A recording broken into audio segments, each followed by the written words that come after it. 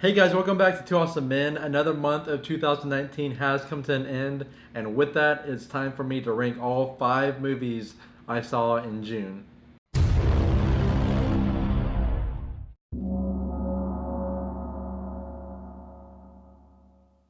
June was a month full of movies about things that really shouldn't be alive. You've already got 3 movies about dolls that are alive, you've got 1 movie about zombies, and you have 1 movie from the Fox X-Men franchise. June was an odd month where there wasn't really a movie that I was like super excited to go see, unlike May and unlike July that we have upcoming. There are 1 or 2 movies that I saw that kind of surprised me, but overall, June just was a kind of a bland month for movies. There were a few movies that I didn't get to see, like Men in Black International, which I like Chris Hemsworth and I like Tessa Thompson and I like Men in Black, but the trailers didn't really sell me on that movie at all, so I didn't really go see it. And then there's Yesterday, the movie about the Beatles song that I just didn't get a chance to see. It just came out last week. So with that being said, let's go ahead and get started. At number 5, I have Dark Phoenix. This movie, it's one of the movies. It's one of the last movies of the Fox X-Men franchise. I don't know if they are going to consider New Mutants part of the Fox umbrella, but I think it's going to be released underneath Disney. So Dark Phoenix is Fox's last X-Men movie that they released, and they did not really go out on a high note. This movie was just such a really bland movie, which I guess since this was the first movie that came out in June, it kind of set up the stage for the rest of June. There's honestly not really much that happens, especially considering Jean Grey and as a Dark Phoenix was set up to be this mutant that was going to tear down everything that the mutants and Professor X kind of built, and it was going to like change the entire planet and possibly rule the entire planet. For something being that powerful, they built up that nothing that major really happened. I mean, she attacked a helicopter and she killed Mystique, but that was, which for one, that was revealed in the trailer, which I don't really know why they went with that. But overall, this movie is pretty much just about characters sulking, and it was really overly somber tone. And Jessica Chastain's character and her whole group were some of the most characterless villains I've seen in a superhero movie, and they were the most boring. They had the most monotone voices, which I can understand why, because they're aliens, but it just didn't work out in this movie that was already boring and already really slow. It just wasn't a good addition to it. At number 4, I have The Dead Don't Die. Now, this movie was one of the only ones that I kind of was excited to see, and even then I wasn't that excited to see. And then when we finally went to go see it, it just turned out to be another one of those like Dark Phoenix. It was just a really slow movie. It was kind of a boring movie, if I'm being completely honest.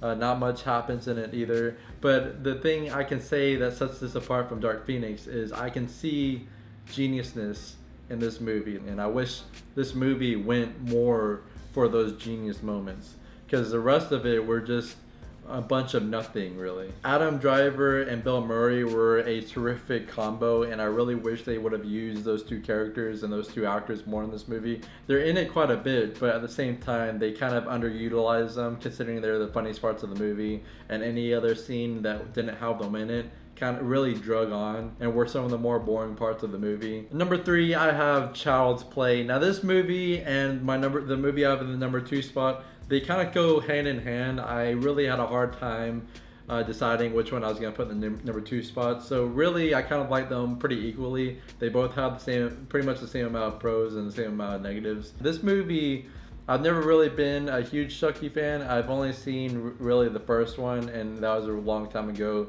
and I don't really remember too much about it. So I went into this movie with a fresh mind. I didn't really mind the technology change, how Chucky is a technological being, and I did really like the descent into madness that Chucky goes through this movie, because he's pretty much like an infant child. Pretty much every side character in this movie were really one-dimensional and really just there to further the plot. Like Aubrey Plaza's boyfriend and the main character's friends. His friends changed their minds back and forth just to suit what the plot needed them to do. Mark Hamill did do a really great job at Chucky, which isn't really that unexpected because Mark Hamill's already proven himself to be a really good voice actor, but I do want to bring that up. At the end of the day, though, this movie was a pretty fun movie. It's a pretty decent remake, but it really, at its core, it is kind of disposable. At number 2, I have Annabelle Comes Home. Now, this movie was one movie that really surprised me. I didn't really have much expectations for it because a lot of the Conjuring spin-off movies haven't been really good. But this movie was pretty good. There were things that they did with the characters that I wasn't really expecting, especially from the babysitter's best friend, which was supposed to be a side character, but she really felt like a main character. But anyways, they did stuff with her character that I actually really enjoyed. The main little girl, who was played by McKinnon Grace, they really set her character up pretty nicely. They didn't really do much with her character other than the setup, but I still respected how they did that. And I did respect how they did a lot of the horror elements. I was expecting a lot of jump scares from this movie, especially considering the Conjuring franchise is kind of known for jump scares. But to be honest, there weren't that many jump scares. I mean, there was a little section where it was just like a scare house where it was just like the 4 main characters were separated into different rooms, and it was just sequence after sequence of jump scares with a different entity chasing each of the main characters. But other than that, there was a lot of setup to where you thought there was going to be a jump scare, but then there wasn't. And going back to that side character that I was talking about, the babysitter's friend, she's a character that kind of makes this movie happen. And usually, a lot of times, the character that does that in a horror movie, you really hate, and it's a really big negative on the movie. But they really gave her a reason to be doing what she's doing when she causes a movie to happen. And I actually really loved how they did that. And the acting, the actress who played her, and all the actors in this movie were really fantastic. Before I get to number 1, I do want to mention that we do have a podcast where we talk about movie news and movie trailers, anything related about movies. It's called the Awesome Padron Podcast. I'll put a link in the description to the YouTube channel, but we're also on iTunes, Spotify, and Google Play if you want to check us out. And at number 1, I have Toy Story 4. Now, to be honest, Toy Story and Annabelle Comes Home have a really big gap between them, because I do feel like Toy Story 4 was a much better movie than Annabelle Comes Home. It's not one of my favorite Toy Story movies, but it is pretty up there, which pretty much all the Toy Story movies are pretty on level for me. They're all really great. And I was really scared for this movie because of how Toy Story 3 ended so perfectly. But I was really relieved that they did make a movie that felt like it added something to this franchise. I do still think Toy Story 3 had a better ending and better conclusion, but I can just view that as the ending to the trilogy. This movie was really a really great character study of Woody. And whereas Toy Story 3 was a conclusion to Andy's story with the toys, this movie was really a conclusion to the Toy Story. And whereas Bo Peep and Woody's relationship in the previous movies, that relationship wasn't really fleshed out, this movie really brought that to new levels.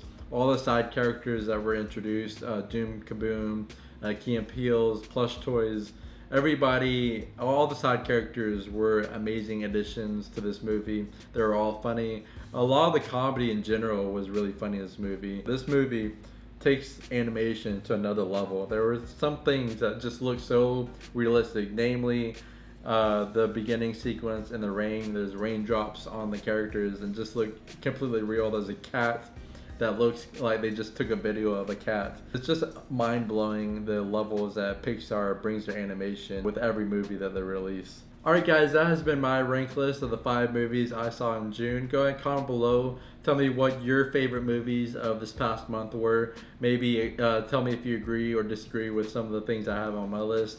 And also, don't forget to follow us on social media. We have Facebook, Instagram, and Twitter, all at 2AwesomeMen. And as always, guys, thank you so much for watching, and you will see us later.